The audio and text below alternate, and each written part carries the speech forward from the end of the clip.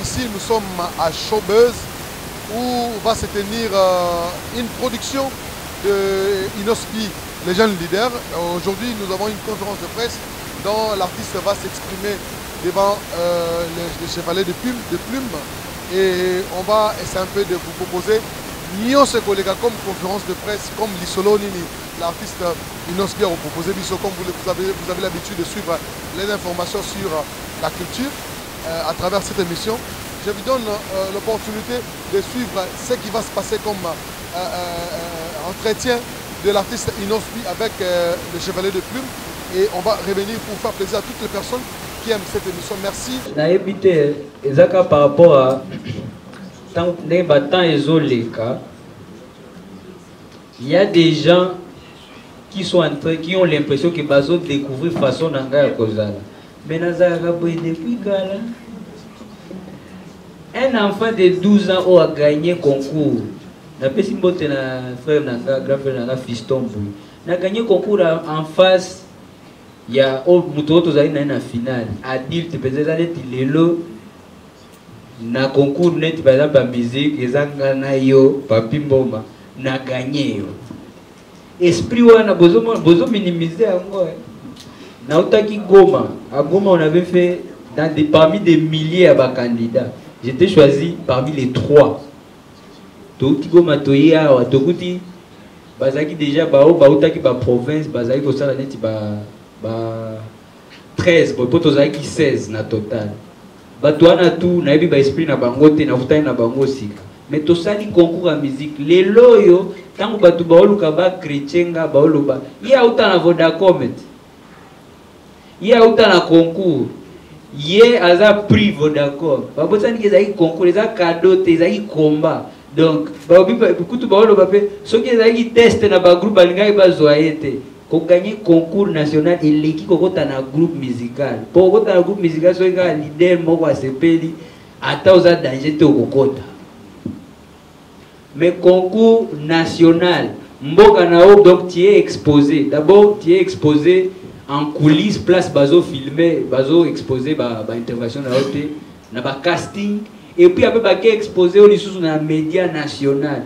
Donc gagner un concours n'est pas un cadeau, gagner un concours n'est pas elo moko ko minimiser pour lelo ya monde communauté chrétien. Donc esprit wana déjà partir ba 12 ans wana. Tant lelo na ko 22 ans na olo babo mutomo na ngasi. Je suis en train de grandir. Problème nazolo banamboka na biso tellement on est habitué kaka ba vient de balobaka bana bakanga kaminoko. Et pourtant nous sommes dans un métier qui exige la communication. Nous sommes dans un métier où étant la peine à lokum. So ba kumisi yote na makambo ya mizigo eko simba to. Siko biso tolingaka jeune artiste aye.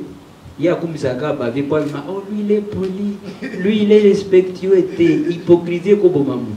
Dans la musique à Congo. Nous, on veut aussi qu'on nous donne la chance qui est d'évoluer. On a beaucoup à apporter. Les loyaux, nous avons représenté Congo, n'a pas place peut-être aux aïkos s'imaginer que Togo comment. Est-ce que, et là on est à Bongo. Média total na ba YouTube. Mikolo ceux qui sont chrétiens par rapport à la comparaison sur batu bango ba créer, ils sont peu, ils sont rares bato bazo kumisa makambo wana. Ils sont peu. Si quand dans makambo wana pe zongela kangati, ngape na za mutu. Ngape na ya na ba sentiment kaka. Po bazo lo ba kena za impoli mikolo, zelaka na me kozala moi hypocrite. Non. Je vais me battre pour mon business, je vais me battre pour ma carrière. Nakotika la koluka place nanga ba pesa nga yango so pe ba pesa nga yango te na ebike na za nango déjà donc aux arcas comme tout na mtunde a même charge na ye. Mais en tout cas moi je vous dis esprit oyo ebandi le loté na gagné concours ya Congo na 12 ans lelo na za na 22 ans. Donc comprenez que ce qui expression nanga eza boy c'est pas parce que il y a yopé, c'est pas parce qu'il y a tout ça et ça. Et Bandi Leloté, en tout cas, merci beaucoup. Félicitations, Innocent. J'espère que tu es en train de faire vraiment la fierté de la musique congolaise quelque part. Donc, Tomoni Yopé Challenge, Donc, là, dans mon coup de tina, chinois, donc image, je sentais vraiment que ça va. Encore une fois, félicitations. Alors, en termes maintenant de business, parce que là, Zemboana est comme hymne national, même tina, mariage à l'étranger. En termes de business, que ça t'a rapporté en fait? Tu me rends au Ken de Kota Kinoiserie, tu me sens déjà ma maison full ah on a qui n'est pas donc tu sentir que tu as changé peut-être mon dévi. Bye bye que non ça n'est pas place on va rater mais ma solo bongi pour non il habite quelque part il vit une belle vue par exemple en termes de business hein. Il y a on a posé question. Nathalie ba image moi dernièrement on a Pointe-Noire concernant autant bêta récemment, mais apparemment la salle était vide. Je me pose la question, qu'est-ce qui s'est passé? Alors Innocent est tellement sûr de lui maintenant que quand on lui propose un concert, pub, loroté, et puis peut-être on peut beaucoup le bac, non, producteur, on est ça la pub pour Nabino, mais en parlant aussi hein, avec ces producteurs-là, pourquoi la salle était quasiment vide? Ça, c'est ce que j'ai essayé de voir. En fait, par rapport à la première question, je pense que nazaka pe moins discret na makambu nanga nde na vivaka nazaka pona bato bayebinga très bien bayebi nazaka muto aloyenge te et je n'aime pas trop exposer ba makambo on a considéré que ça trop privé parce que c'est vrai na ndenge lobby yo moko surtout ndenge on mentionné ngo na ndenge ya bakino na ndenge akini ndebo message par exemple soki loko esimbi muto abandi kolakisa ke ah nga boye nga na sa boye parler boye. En tout cas ça on a déjà vécu et c'est pas tout ce qui est vrai toyaka lisusu kozonga ka to se rendre compte que ba gera biso makasi na ba makambo ako kolobela ba bien. Et donc moi j'aime toujours garder ce côté là privé. Des deux, makambo à Pointe-Noire en tout cas, ça je pense que même je vais essayer de créer un peu mon vieux de Okasongo. Ngana Zaki Nangana à Paris, la première fois après le succès au Nyon, pendant 9 ans, la ville où les francophones tout bakane là. Première fois Nanga, donc rare artiste musicien a sali le succès na Kina, mais première fois à Bétan à Paris. Je suis passé par là. C'était un succès, vous avez vu. Il y avait toutes les communautés qui ont dansé avec moi. Nazaki emporté, peut surcharger dans le programme. Chaque fois que tu as deal, il y a concert quelque part, on prend toujours le temps pour examiner ma capacité à producteur progressivement. Donc, est-ce que vous avez la publicité boy? Neni batubazo se plaindre boy. Neni boy. Makamba caché, il faut bouger boy. Il faut aussi les cacher déjà avant là boy. Mais quand on était à Paris, on était tellement surchargé dans le programme qu'on n'a pas eu assez de temps. Il y a pour examiner ma campagne à Pointe-Noire. D'être beaucoup de désert, beaucoup de désert et là, et ça n'a pas. En tout cas, je m'excuse vraiment ceux qui sont fans nanga à Pointe-Noire, bazota langa. Je m'excuse vraiment beaucoup ma casse devant Bango. Mais en même temps, la ligne va comprendre que moi, en tant qu'artiste, ce n'était pas mon problème. Moi, je suis un artiste, déjà, à côté, on a vu le mot que tu ne peux pas faire un carton à Brazzaville, tu ne peux pas faire un carton à Kinshasa pour la Pointe-Noire de au foot. Donc, c'est l'organisation qui était très très mauvaise. Et ça, la publicité. Bateau baza sur place Koutungande na moni qui va détailler ma cambo. Poste wana bozotala, je suis aussi pour parce qu'ils ont détaillé tout ce qui s'est passé. Donc producteur a profité ka na loupe bananga ebige na usala annonce mo na ba WhatsApp, na Facebook, na ba réseaux sociaux, na contacter médias mon côté, ça va marcher. Et puis voilà, personne n'était au courant. Tina bao ba mi benga ba fan club ya Inosbi, ba ekoye ba kena gobeta à 2 jours.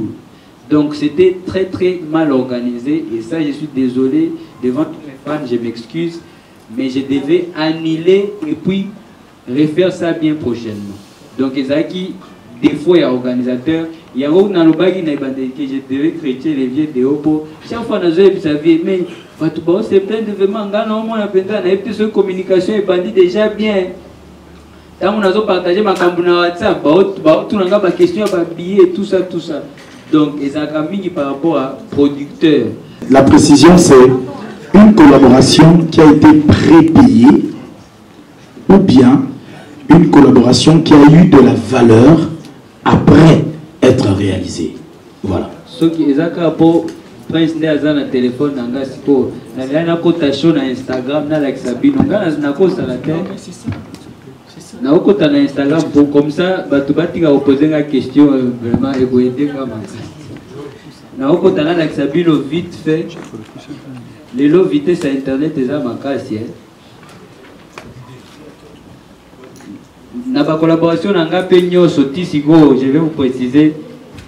Jamais j'ai eu à payer un artiste pour Toyemba, congolais ou d'ailleurs. Donc, Batubatika vraiment voulait que c'est une position à cause de la cour de Diamond, on a Instagram, la place, n'a pas fait date, Makambo Tango, que c'était à quelques jours. Il y a Nino. Voilà. Ici, c'est sur Instagram. C'était August 17 à 18h44. Ça, c'est les premiers messages de Diamond. J'étais en Angola. À Komelingaka, Inos na majuscule. Premier contact, il y a Diamond et na Instagram de lui-même. Le 17 août, j'étais en Angola. Nga siko tango lobi Inos na lobi wow Simba, this can't be you big bro. Na lobi Simba te il faut pas que ça la yo poza baje. Na lobi te yeah it's Lion send me this we do the remix. Akem balamo komoni ba artiste a ouverture d'esprit. Azomona te que ya za prêtre. Azomona te que aza danger imba na ba Rick Ross ba Nio ba Nigeria ndenge nyoso. Hier zotalande eloko ndenge za kitoko alingi pe atia Pierre na yepo ekende lisusu likolo tango ati yemo atindeli kambala moko lien ya clip nanga original alobi na tindela ye to sala remix. C'était le 17 août yango na Instagram na vérifié. Donc pour na mutu nyonso aleka na TV pour dénigrer collaboration yo c'est la simple réponse to kolukate to bando répondre mutu moko. Pour ne pas que Nassali Angon encore pour prouver à des artistes ou à un artiste c'est simplement ça la réponse. Respectons-nous et faisons confiance dans la capacité à bager. Botalanga pour naza mukie boy et en autres pe na âge que sur botalinga na inter ezaka eloko akoweli la to eloko akosa donc ne cherchez pas à dénigrer ba misala ya batu. Pour faire plaisir, peut-être n'a parrain Nabino ou bien n'a évité tout ce qui peut être derrière. Mais en tout cas, la réalité derrière cette collaboration, c'est l'ouverture d'esprit, l'humilité et surtout Kibomotu. Ba vrai artiste Baeba Biloko. Donc voilà quoi, merci. Merci beaucoup.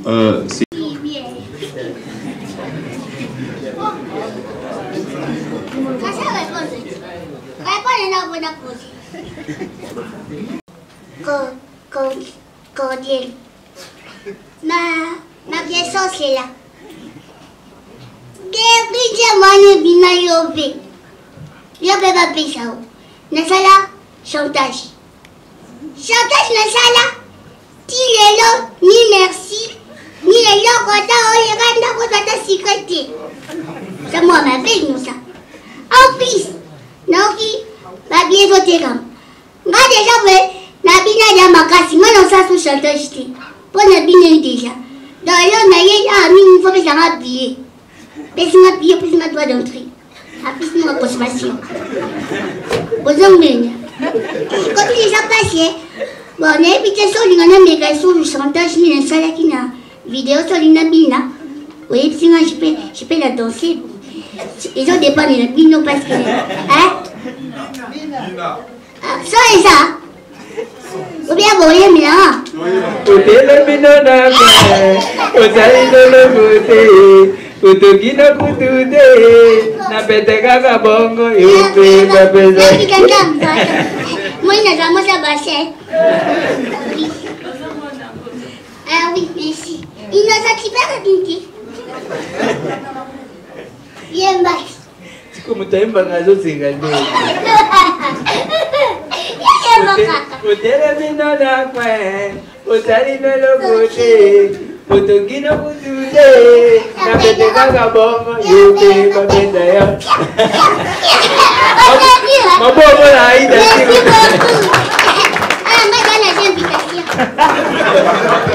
Non, mais pour la consommation, ça en tout cas est dans la charge. Taille est au fond, ça la tête. Ok. Merci Aïda. On va passer à la dernière question. Comme tout à l'heure, nous avons les jeunes leaders, Inosbi, nous avons Inosboni. Calme. Tout assisté à la conférence de presse d'abord. Je pense que c'est la première fois après 10 ans de tout retrouver presse en Bourgano d'abord et seul de Bondeni. Après, bah tourner d'ailleurs. Après 10 ans. Après 10 ans carrière professionnelle. Ah, Nassali comme Bandi carrière professionnelle à 12 ans. Plus 10 ans, ça fait 22 ans. Âge comme nous l'élo. Au moins que tout le monde âge. C'est trop dit. Âge est dérangeant. Nassala ba conférence est belle. 10 ans. 10 ans après, une grande production. Je pense que c'est la première, la grande d'ailleurs, où les médias s'impliquent dans. Oui, pour l'occasion de ce concert à Kinshasa. Mais nakenda bamboke belé net na Congo ka na ba province na ça ba conférence de presse na et puis na ba projet msusu pe en dehors ya makamba ba concert na sala pe ba conférence de presse mais par rapport à un concert c'est pratiquement la première fois. Alors tout le balelo innocent les jeunes leaders. Pourquoi vous préférez les jeunes leaders alors que vous êtes un leader? Pourquoi jeunes leaders? Pourquoi aussi ça cause parce qu'il y a plusieurs jeunes, jeunes belé. Pourquoi vous au Sankapre na comme jeune leader? OK, vous êtes un leader normal comme Oyebi depuis quand na banda ko mi benga bongo. Tant na zai ko mi benga jeune leader, yo zai ko mona ba jeune na scène congolaise. Ba jeune penza nde nanga nde ka na zai ko persister wana. Avant période po ba jeune ba bandi ko bima belé na ba 2017, 2018. Na présence il y a ba chaîne où ils ont fou la génération parce qu'on était aussi coincé pour les médias na bisot binomo boy bozai ko fou la cage ba génération moko génération ba vient na biso ya musique rumba musique nani mais ba jeune penza na tinga boy ba période na pandai na bandai ko bunda na bandai ko persister na zala zaka na ba liste wana ngakutu ezaki soki tozana 5e génération donc ngana za 6 ceux qui 6e génération y ba pusinga na 7 ceux qui 7e il faut na zala na 8 mais les loba tu comprendre que il y a aussi quand même une génération oyo sikoyo nazana bato na partager na bango même idéologie même bon par rapport à base na bien te pour na base à bato mais de toi-même aux oloba faut Esaïa bateau banek au manager to biso presse parce que c'est la première fois d'ailleurs aux ala entourer la presse ba caméra zebele boule. Moi je pense que c'est la première. Moi je ne peux pas dire c'est une première fois pour toi bani to sola depuis mon colonie. Et puis dans les Canada TV depuis mon colonie. Moi je pense que Esaïa qui plus manque à volonté. Manque à volonté banane. Il y a binot. Oh, mais pourquoi tu connais biso alors que toi tu étais manager na bateau banek en fait Nathan et Bello Sali Lelo, moi je trouve qu'il y avait des gens au bateau manager au bateau bloqué parce que Lelo on va parler de phénomène challenge question de tourner c'était incompris na bateau. Ça t'a apporté quoi? Parce que Lelo succès. Libanda succès. On sait. Na wa succès go. Na succès. Na zana succès partout ndeni no bisango. Et ça na deux personnes au bois qui bangone ba na top na minute. Na conférence de presse. Dachou. Na boss Eric Manda. Abe Dachou. Eric Manda na bango ogani nini lelo. Mbongo ko. Ah ozimbongo. Mbongo ebele. Boyebi mabanga tindenge futa ba vi ba oso la kitofo et puis chaque fois to mona ba obakisa. Ba obakisa donc ba pétition à bateau comme la bango donc bato baoloba te il faut penser bango mpe ekota ntina matoi na bango donc chaque fois toyamaneka te libanga o vraiment atali na sac bos mandala nde azala na sac moko ya Louis Vuitton ya monene donc naoganye na nga parce que Molodo est leader. j'ai un leader na RIS. Ah ok. Obunga kuna pesa Molodo est leader donc j'ai un leader na RIS, c'est tout. Alors, moi, dernier message, on va clôturer l'émission.